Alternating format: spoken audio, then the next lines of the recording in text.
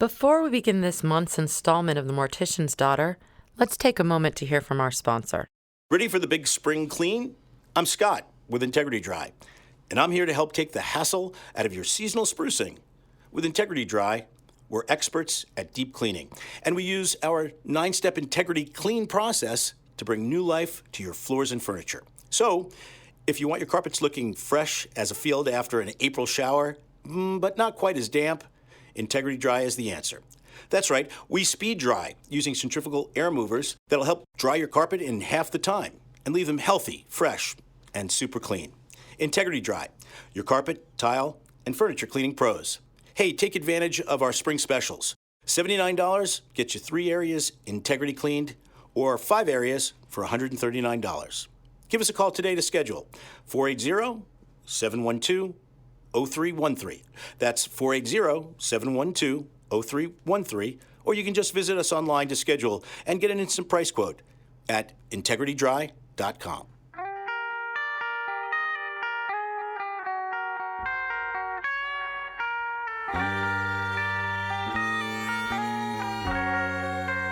Ah, yes.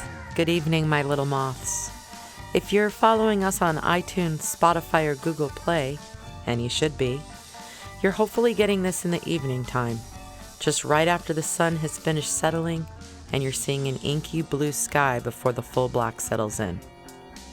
If so, take just a moment to really let your eyes explore the world around you and try and find some beauty in it. This is my favorite time of day, just before the drenching dark takes over. That would be my second favorite time of day. But if you're listening to this on your morning walk, before work, or while you're getting ready for whatever the day may hold, take a deep breath and look around you. Be in this moment and just breathe, because maybe, just maybe, you're going to find yourself in this exact same place over and over on infinite repeat in an eternally recurring universe. Yes, this time round I'm here to briefly touch upon Nietzsche and Eternal Recurrence.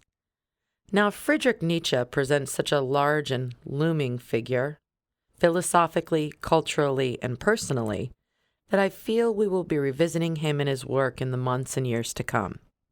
So, instead of getting too carried away right off the bat, I thought it might be best to narrow our focus and touch upon one of his more popular notions, eternal recurrence.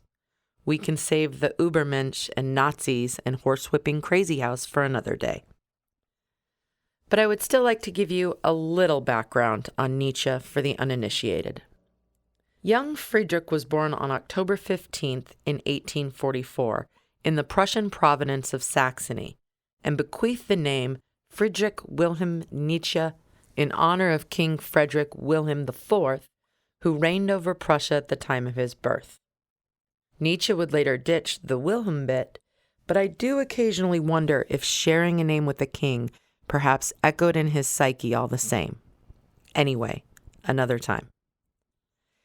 Nietzsche attended university to study philology, which, according to Wikipedia, is the study of language in oral and written historical sources. It is the intersection between textual criticism, literary criticism, history, and linguistics. This does become important because it was through his study of languages that Nietzsche discovered a number of interesting ideas in Eastern writings.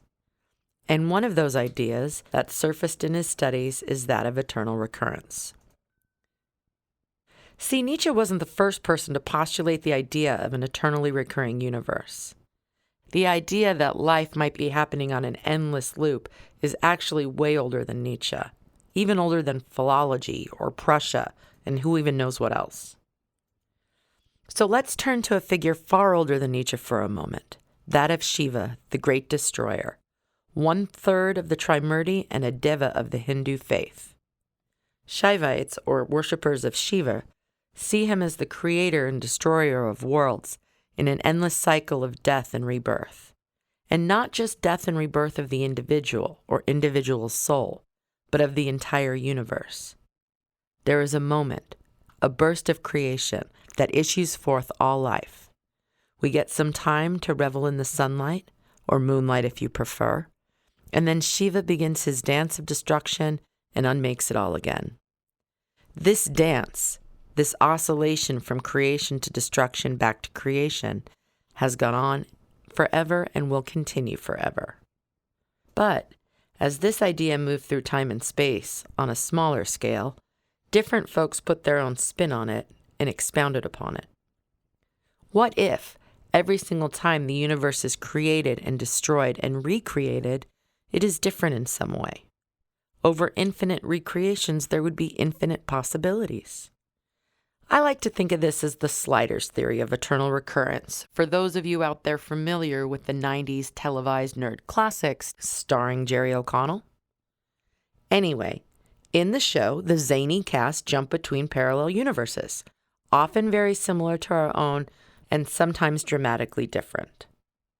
This presumes that we exist in a multiverse of simultaneously occurring realities.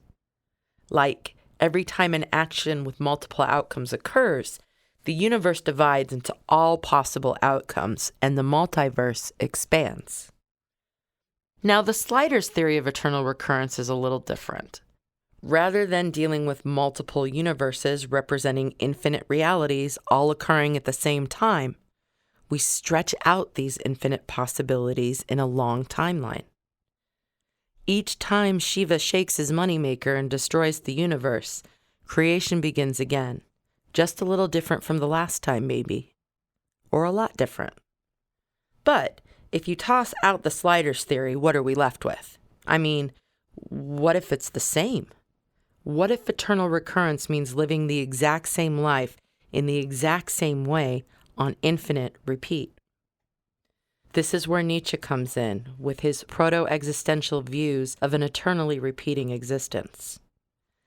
In his book, The Gay Science, translated by the illustrious Walter Kaufmann, Nietzsche first touches upon eternal recurrence, saying, and I quote, "What if, some day or night, a demon were to steal after you, into your loneliest loneliness, and say to you, 'This life as you now live it and have lived it, you will have to live once more, and innumerable times more, and there will be nothing new in it, but every pain and every joy and every thought and sigh, and everything unutterably small or great in your life will have to return to you, all in the same succession and sequence, even this spider and this moonlight between the trees, and even this moment and I myself. The eternal hourglass of existence is turned upside down again and again, and you with it, speck of dust. Would you not throw yourself down and gnash your teeth and curse the demon who spoke thus? Or how well disposed would you have to become to yourself and to life, to crave nothing more fervently than this ultimate eternal confirmation and seal?" The idea Nietzsche presents here really seems more like a thought experiment than an actual belief structure. And, I would like to add, he does not sound entirely enchanted with this idea of life recurring on an infinite loop. I get it. Life can be pretty miserable, and the idea of having to relive every injury, every moment of pain and trauma experienced over and over again? Wow. I mean, that sounds kind of brutal. But still, even here, we see a spark of hope, the ultimate confirmation, if you will, of a life well lived. And that is to look at your life repeating endlessly with want or joy. We'll see this spark of hope again as we move through his works to his much later and very controversial collection, The Will to Power, which was not actually a single work intended for publication, but a bunch of notes for future works and pieces from unfinished manuscripts pulled together by his sister, Elizabeth. Now, just a quick side note. When I die, please just burn my notebooks and unfinished manuscripts. No matter what you do not let my kid brother romp through and pick out what he thinks is worth reading. I love him. He's a nice guy, bright guy, definitely not a Nazi, which is more than you can say for Elizabeth Forrest or Nietzsche. But still, burn those notebooks. Anyway, I digress.